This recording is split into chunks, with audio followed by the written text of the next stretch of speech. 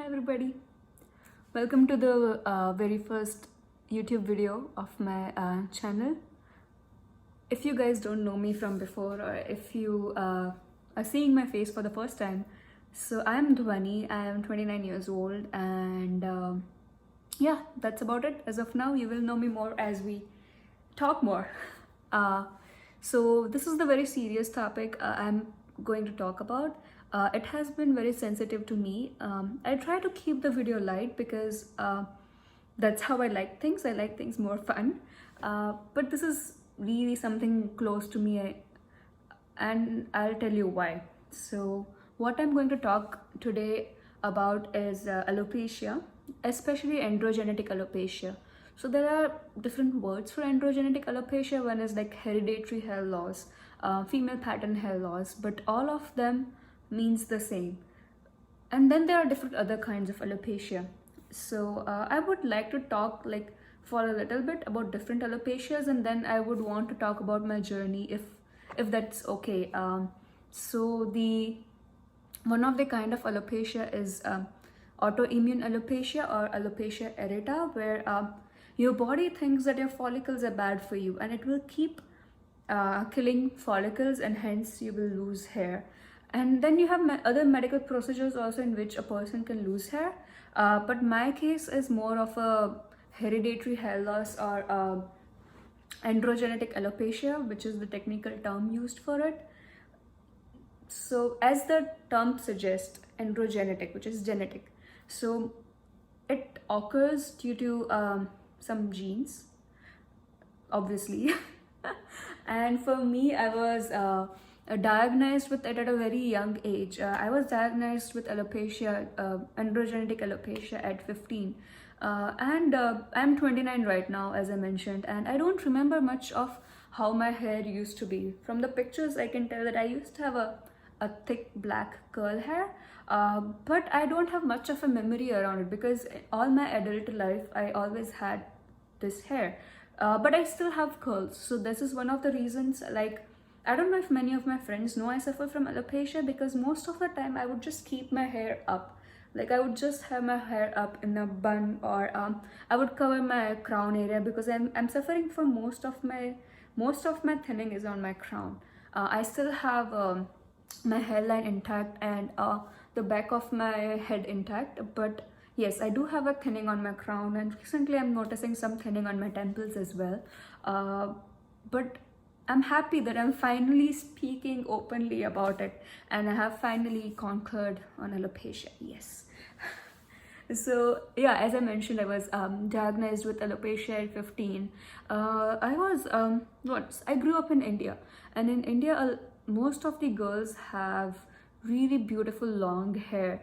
And I remember being like, when I was entering my undergrad, I did want to try a few things. Like, I wanted to straighten my hair, I wanted to color my hair, I wanted to have bangs, but my hair was getting damaged.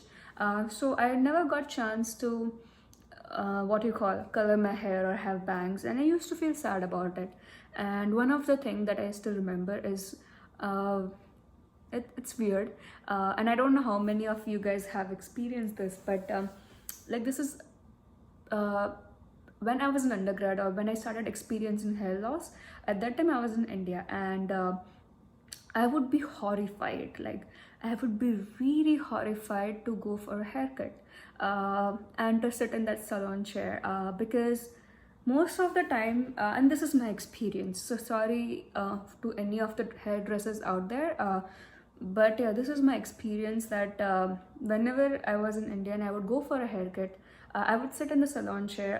There would be a lot of light which is shining on my scalp, and obviously I could see my scalp. I know my hair is thinning, and a hairdresser would tell me that, you know what, your hair is thinning, why don't you try this? Oh, you should take care of your hair more.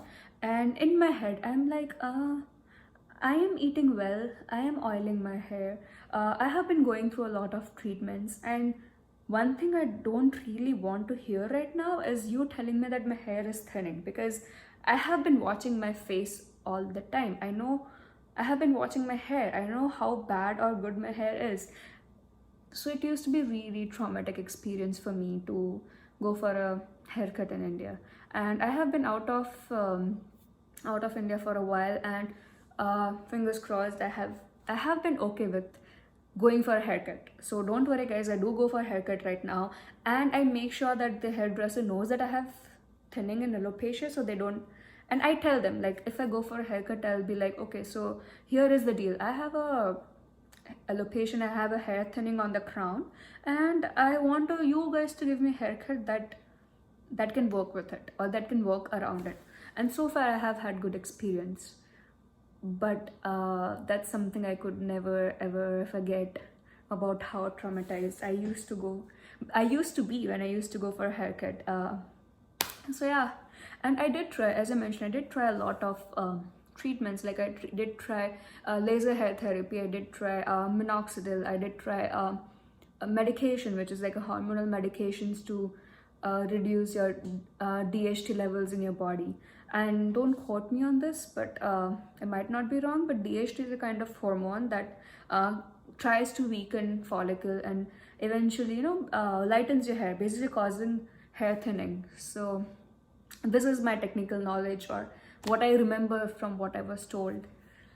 So yeah, it's been a long journey. It's like 15 years or 14 years, and I have tried a lot many things. I have recently also tried PRP, which stands for platelet rich plasma. And if any of you guys want to know, I can talk about it, or you guys can DM me about asking about PRP or anything, and I would be happy to talk about it, because in the span of 15 years, I have tried a lot of medications, and I hope my experiences can help you.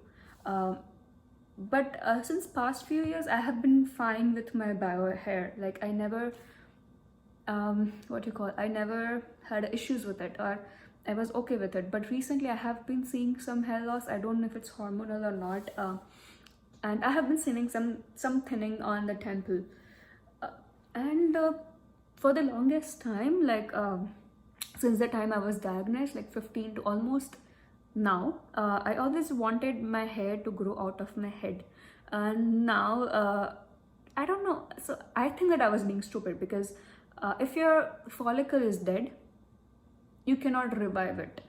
If it's weakening, obviously you can take all the medications. I have been taking medications right now as well to maintain your follicle and strengthen your hair, but you cannot revive a dead follicle until and unless you go for hair transplant. Now I am very scared of it. I don't think I'll go for it, but if you people think that it's a great option for you, definitely go for it. I just somehow don't feel comfortable with hair transplant. So that's so far my journey, and kudos to my friend, or kudos to me for covering up my alopecia so far, that nobody ever commented on my hair thinning. And even if they would comment, they would be discreet. Like few people did comment, I would say in fun and bit insensitive, but I would say they were being unknowingly insensitive because of unawareness about alopecia. Somehow in society, people think that, oh, alopecia is a men disease. Oh, alopecia only men have. No. Like statistically, all the women at some point in their time, to whatever degree it is, will be experiencing alopecia. I happen to be the one that is having a alopecia disease. Again, I would repeat, alopecia is a disease at a very young age, but all of us are going to experience at some point of time. I was diagnosed at 15. Some people might get diagnosed earlier, later. It all depends. And it took me like 15 years to talk openly about alopecia. Yeah, I mean, in friends or in relationships, I would be like, yeah, you know what, I have alopecia, but I never I never openly spoke about it. So I'm very happy that I'm finally doing that. I just feel happy. And one of the reasons I'm able to do that, because I came across so many girls who are rocking their alopecia, who are conquering their alopecia, if that makes sense, and owning alopecia like a boss. And that inspired me. And I hope, like, seeing this video, you guys, or at least one of you, feel that you are not the only one going through alopecia. I have. like I have, if you see here, I have on the crown, I mean on the part, middle part, on the temple. So yes, you're not alone. There are a lot of people who are suffering from alopecia, and there are a lot of options. So one of the things, finally, that I am researching on, and I am okay to accept it, is alternate hair. So since a month or so, I am discovering a lot of alternate hair options like wigs or hair topper, uh, and my options are limitless right now. So I'm so happy. It's like a fantasy world out there. Like, do you want blonde? There you go. You are a blonde. Do you want bangs? Fine. Have a clip-in extensions.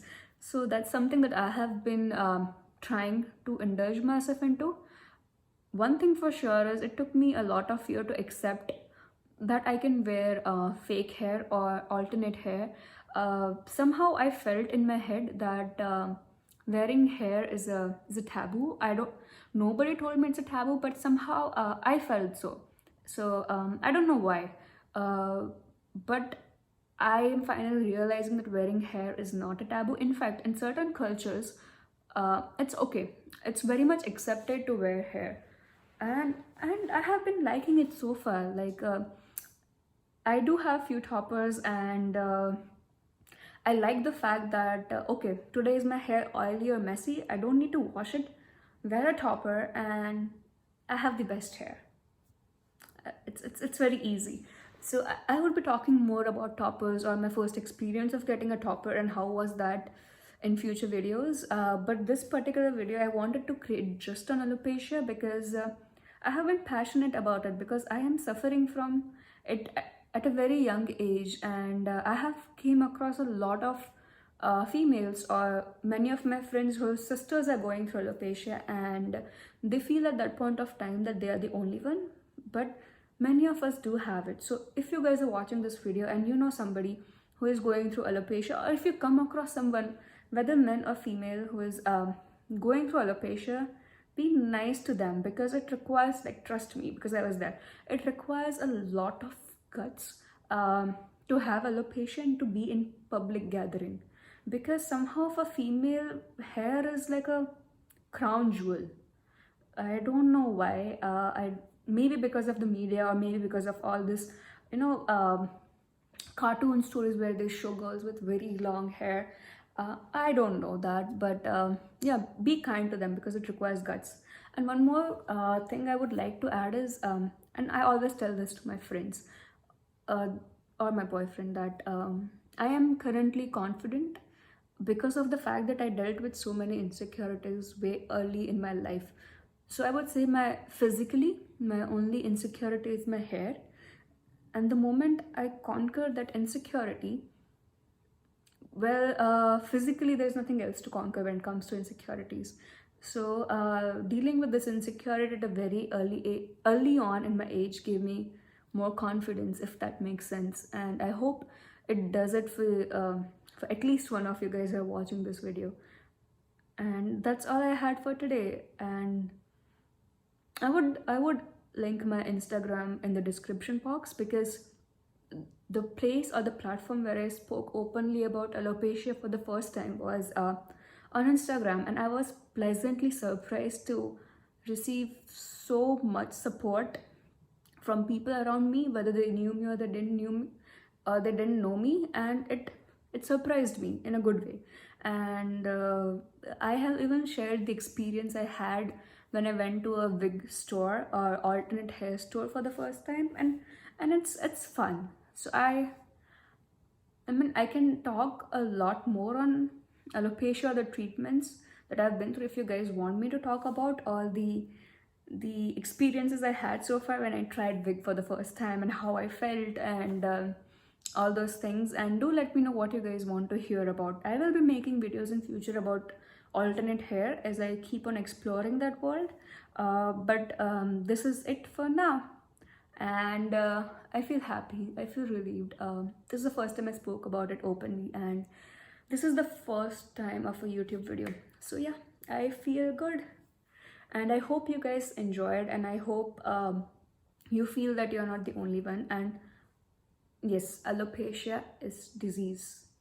So yeah, that's it. I hope you guys are having fun, and you had a great time, and I hope you have a good day, and thank you. Hope you see my face soon.